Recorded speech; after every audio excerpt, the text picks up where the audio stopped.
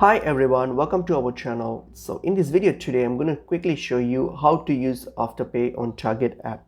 So let's get into the video.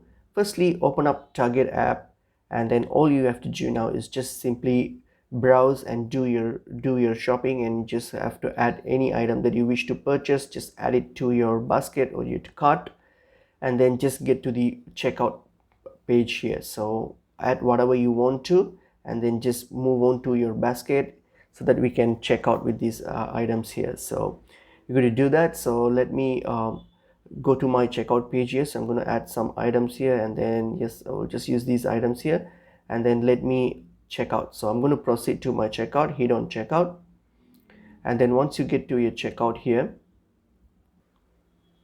choose the delivery option. I'll just put home delivery, that's fine.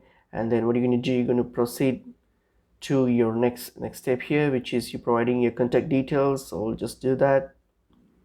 So then I'm just going to proceed with the payment section here. So this is where we are sort of interested now. So payment. All right, so when you get to this payment section here, so under payment methods, if you want to use Afterpay, all you have to do is simply select Afterpay. So simply select Afterpay, and all you have to do is continue with Afterpay. Since Target